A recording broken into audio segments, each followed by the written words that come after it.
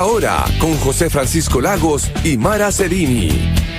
Bien, pero hoy nos convoca otro tema en particular. Ya vamos a hablar de economía más adelante, pero no se nos olvida lo que está pasando en Venezuela en el proceso electoral. Por eso queremos conversar con Gustavo Silva, que es experto técnico electoral de la campaña de Edmundo González y María Corina Machado. Gustavo, bienvenido a esta edición de Llegó la Hora. Bienvenido a Chile también. Gracias, José Francisco. Un placer estar contigo y con toda tu audiencia la tarde-noche de hoy. Buenísimo. Cuéntanos un poco, Gustavo, ¿en qué situación estamos actualmente? Porque después de la elección nos llegó muchísima información, estuvo bastante en boga lo que pasaba respecto con las actas, y la verdad es que pasando el tiempo como que quedó un poco en nada. Me imagino que esa es la visión que tenemos nosotros y no la que tienen ustedes. ¿Qué es lo que está pasando en este momento en Venezuela?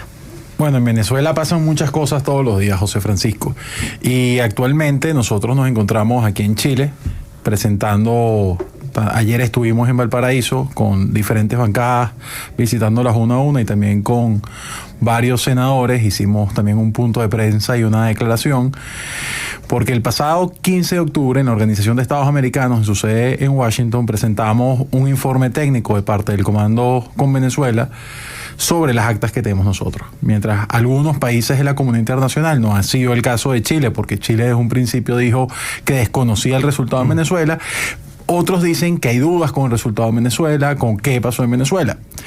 Y nosotros presentamos el informe técnico de ese ejercicio ciudadano que hicimos el 28 de julio, de recolectar cada una de las actas. Claro. Nuestros testigos, que son los apoderados en las elecciones de ustedes acá en Chile, recuperaron cada acta, que en Venezuela es un derecho, que cada apoderado, que cada testigo pueda llevar esa acta, y ideamos un proceso para poder digitalizarlas, subirlas en unas nubes y tenerla a buen resguardo. Hizo falta publicarlo porque el CNE, que es el Consejo Electoral, el Servicio Electoral Venezolano, publicó un resultado que no concordaba con el que nosotros teníamos en las actas, y por eso es que las hemos presentado. Y bueno, tenerlas en físico, poder verlas, poder mostrarlas y compartirlas no es una tarea sencilla, y hemos estado girando por diferentes países de la región después de que lo presentamos a los representantes permanentes y demás agregados que están en Washington, en la OEA. Lo estamos llevando a los países del hemisferio. ¿Por qué lo llevamos a los países del hemisferio y el continente de las Américas? Porque la Carta Democrática Interamericana, en su artículo número 1, habla de que la democracia es un derecho de los habitantes de las Américas, pero es un deber de los gobiernos, y defender la democracia es algo que todos los gobiernos deben hacerlo. Y en este momento donde a veces el autoritarismo pareciera que pudiese entrar en diferentes lugares del continente, necesitamos que todas las fuerzas de Latinoamérica en específico, al igual que los Estados Unidos, Canadá, que han sido grandes aliados de la causa venezolana, esté firme en no permitir lo que ayer decía Insulza en la reunión que tuvimos: no permitir. Maduro ya se robó la elección, pero no permitir que se robe la silla de la presidencia el próximo 10 de enero, que es la fecha de toma de posesión.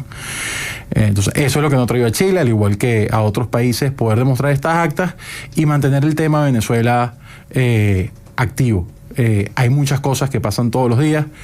Esta semana, en el marco de la cumbre del G20 en Brasil, en la reunión de cancilleres, el secretario de Estado de los Estados Unidos, Anthony Blinken, dijo que Estados Unidos pasaba a reconocer a Edmundo González Urrutia como el presidente electo de Venezuela. Ayer le preguntaron al vocero del Departamento de Estado si eso se debía a que ya está saliendo la administración Biden, y él respondió que se debía a que le habían dado el tiempo a Maduro para aceptar los resultados y ver que no pasa nada. Y vemos cómo ha empezado un efecto dominó en diferentes países de la región. Ayer fue Argentina y también Italia. La primera ministra Meloni estaba con Javier Milei e informó que a partir de ayer Italia le da el reconocimiento de presidente electo a Edmundo González Urrutia. Y hoy el gobierno de Ecuador ha hecho lo propio también. Y en ese sentido es imposible no comparar con situaciones que se han dado en el pasado. Respecto particularmente al reconocimiento de los países y la comunidad internacional. Porque de repente uno se queda con la sensación que en el caso venezolano lo que digan los países de alrededor está importando bastante poco, al menos hasta lo que hoy día tenemos, ¿verdad? Lo digo particularmente con la situación que se dio con Juan Guaidó, donde había reconocimiento incluso de la Unión Europea, del resto de los países de Latinoamérica, de Estados Unidos, y esa situación poco a poco fue quedando en nada. Entonces, a tu juicio, ¿de qué depende de que Nicolás Maduro no asuma el cargo el próximo 10 de enero?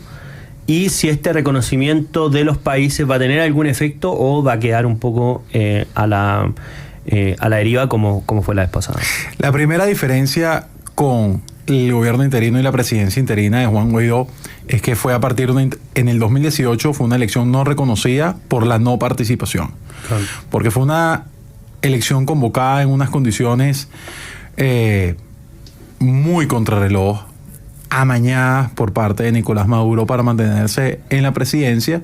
No participó la oposición y esa no participación de la oposición generó que quien era el presidente del legislativo, de acuerdo a una interpretación de la Constitución, asumiera la presidencia y tuvo el apoyo, como bien dice José Francisco, de más de 60 países.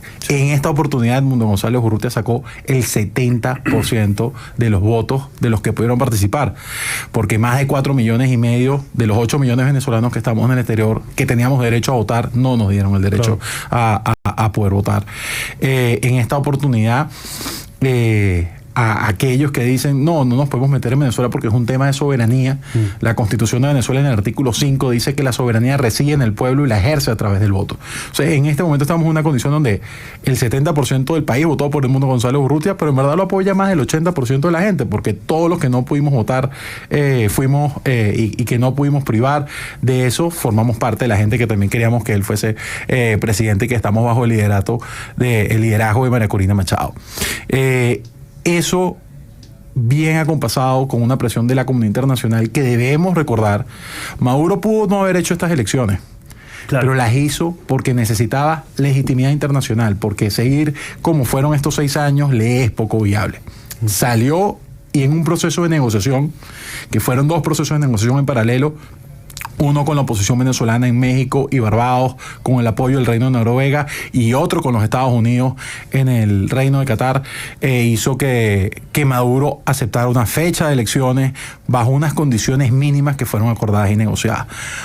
Se dio esa elección, pero Maduro ha violado ese acuerdo. Entonces, todavía estamos dentro del compás de lo que ha sido ese marco de negociación, de ese proceso, y por eso el apoyo de la comunidad internacional es tan importante. Por eso agradecemos a los países que han tenido una postura clara. En Chile, Venezuela ha contado con una postura transversal sobre el caso de Venezuela. El presidente Piñera estuvo a la cabeza de muchas de las iniciativas y se lo agradecemos, pero la presidenta Bachelet en su momento también, el presidente Boric también ha tomado posturas claras sobre Venezuela, pese a ser de izquierdas, no llevan en Chile el caso de Venezuela a ser un caso de izquierda o de derechas, y nosotros agradecemos eso, pero también le pedimos a ellos que tengan algún tipo de incidencia sobre la izquierda del continente, que trata de ser un poco más silente sobre lo que pasa en Venezuela. Y es lo que hemos venido a hacer a Chile, y también mostrar en la dictadura ha caído muy mal el que estemos haciendo esto, y el tema de la presión internacional a esa legitimidad que Maduro le prometió a quienes forman parte de su régimen dentro de Venezuela es lo que le está afectando ahorita, porque la promesa que les dio de vamos a elecciones, porque se le exige después de la elección, pero ya el suficiente tiempo como para que exigirle las actas al gobierno ya no tenga sentido. Uno es el propio gobierno, la verdad que iban a conocer la acta, pero si fue un mes después de las elecciones tiene poco sentido. ¿Qué esperan? Está legitimado, entre otras cosas, por organismos internacionales. De hecho, no me acuerdo el nombre de la fundación de Estados Unidos, Centro Carter. El Centro Carter, claro, que fue, observó y reconoció, de hecho, exactamente lo mismo, y era como la legitimidad que tenía el proceso electoral, porque mira, incluso el Centro Carter va y valía las elecciones. Entonces, ¿qué es lo que esperan ustedes con esta iniciativa que pase aquí al 10 de enero? Sí, justamente, como bien lo decía José Francisco, ya se cumplieron 116 días del día de hoy de la elección. Ya no es tiempo de seguir pidiéndole a Nicolás Maduro las actas. El que tenga algún tipo de duda sobre el resultado que nosotros manejamos, le estamos explicando, no son las actas de Edmundo González Urrutia, claro, no son las actas de María Corina Machado ni de la oposición, son actas legítimas del CNE, es lo que demostramos ayer en el Senado, es lo que demostramos en la bancada que visitamos en el Congreso de Diputados, y es lo que hemos estado hablando en cada una de las reuniones que hemos sostenido aquí y en todos los países a los que vamos. Así que es momento de no seguir pidiéndole a Maduro algo que no va a entregar, porque si no lo entregó en 100 días, como bien tú decías, claro, no lo entregó al mes, no lo entregó a los 2 meses, a los 3 meses, no lo va a entregar nunca. Incluso su propia sala electoral del Tribunal Supremo le dio un plazo de 30 días para que las publicaran y no las publicaron. O sea, ganaron tiempo para nada.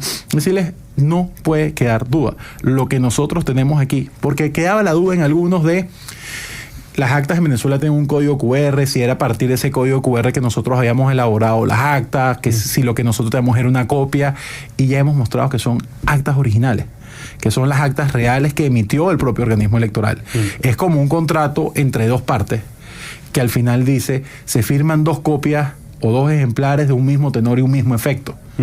Sí, si usted quiere actas están aquí y las puedes consultar en resultadosconvenezuela.com de forma digital, que es mucho más fácil que verlas una por una, porque las digitalizamos todas y las montamos ahí en un gran ejercicio de transparencia y de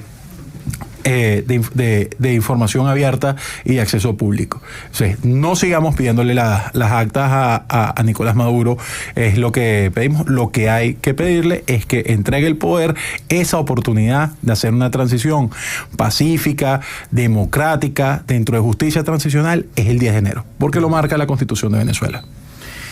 Y en ese sentido, bueno, estamos conversando con Gustavo Silva, experto electoral de la campaña de Edmundo González y María Corina Machado. ¿Cuáles son las expectativas que hay? Lo digo porque obviamente estamos en una situación difícil, bastante complejo. La dictadura de Maduro no solamente tiene el poder político, maneja la economía, maneja la Fuerza Armada, y no es llegar y que diga el 10 de enero, mira, bueno, ha sido todo, nos vemos para una próxima vez. Entonces, ¿cuál es la expectativa de lo que pase de aquí a esa fecha? Que además, entre otras cosas, la elección fue el 28 de julio. Y que sea una elección 28 de julio y asuma el 10 de enero, ya es un poco paradójico, pero en este caso, ¿dónde están las expectativas de la oposición? Sí, justamente ese tiempo lo dejó Maduro para ganar la mayor cantidad de tiempo, claro, y ver qué va a hacer en los próximos pasos. Y lo que está pasando en estos momentos es lo que te comentaba antes, José Francisco, la postura de los países que esta semana han empezado a volver a traer a colación el tema Venezuela a la palestra.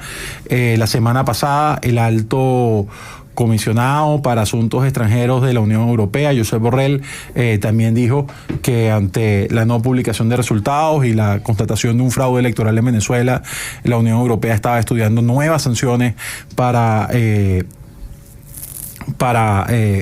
las personas cercanas a los operadores de Nicolás Maduro, sanciones personales que ha impuesto ya en otra oportunidad la Unión Europea, pero coordinada también con otros países. Maduro el salvavidas, Maduro estuvo por mucho tiempo buscando el salvavidas en los BRICS. Brasil vetó el ingreso de Venezuela a los BRICS, fue un gran golpe de la comunidad internacional, y ahora Maduro está en una ilusión de que cree que como hay un cambio de administración en los Estados Unidos, va a poder llegar a acuerdos pragmáticos con Donald Trump. Pero lo que le ha caído muy mal en estos días es que Donald Trump ha dicho que su nominado para secretario de Estado es el senador Marco Rubio, y su nominado para el consejero de Seguridad Nacional en la Casa Blanca es el representante Mike Waltz, que esta semana en el Congreso, en la Cámara de Representantes, por iniciativa de él, junto a otros representantes del Estado de la Florida, aprobaron la Ley Bolívar. Que la Ley Bolívar es como desde el legislativo de los Estados Unidos se aplican las sanciones y el régimen hasta que dice taxativamente hasta que salga el régimen de Nicolás Maduro. Esto está haciendo que en Venezuela, cosas que nosotros no vemos y no vimos en el día a día, ocurran cambios en el gobierno constantemente. Hay una persecución interna. Hace algunas semanas el mismo día Maduro cambió al director de inteligencia militar y de inteligencia civil. Mira. No es normal que un dictador el mismo día elija cambiar esos 2 otros cargos.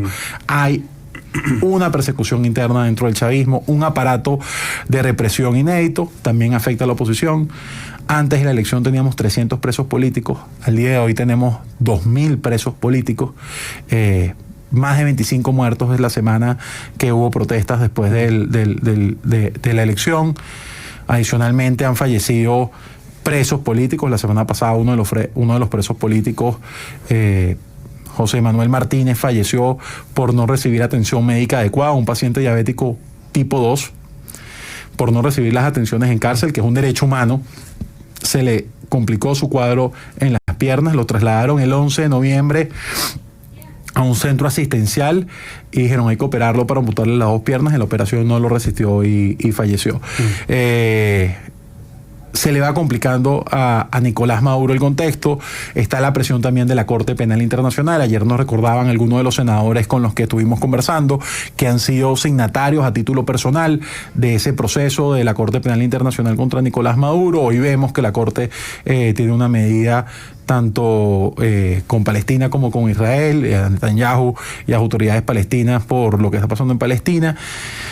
Es toda la presión que está ocurriendo para que el 10 de enero, aunque son cosas del mundo, pero son realidades que a Nicolás Maduro le plasma, la siente y les impacta. Y es lo que nosotros necesitamos. Los venezolanos seguimos en la lucha.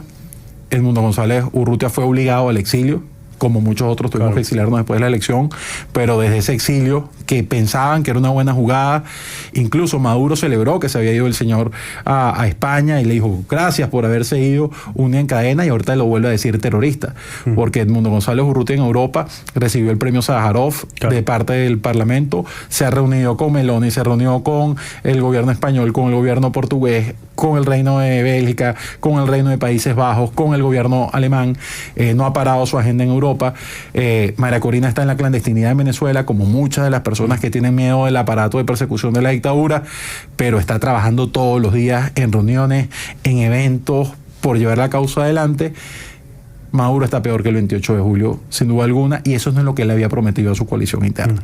Entonces, de aquí al 10 de enero tenemos que seguir trabajando todos los venezolanos, la comunidad democrática de las Américas, sobre todo los latinoamericanos, en seguir metiéndole la presión a Nicolás Maduro y mostrándole que la mejor solución posible es que entregue el poder de forma pacífica, democrática, como le toca a un perdedor de elecciones. Bueno, interesante conversación con Gustavo Silva, experto electoral de la campaña del Edmundo González y María Corina Machado. Vamos a estar atentos a lo que pase, sobre todo aquí al 10 de enero. Gustavo, te queremos agradecer por habernos acompañado en Llegó la Hora. Gracias a ti, José Francisco. Y nosotros nos vamos a una breve pausa y a la vuelta seguimos con más Llegó la Hora. No se vayan.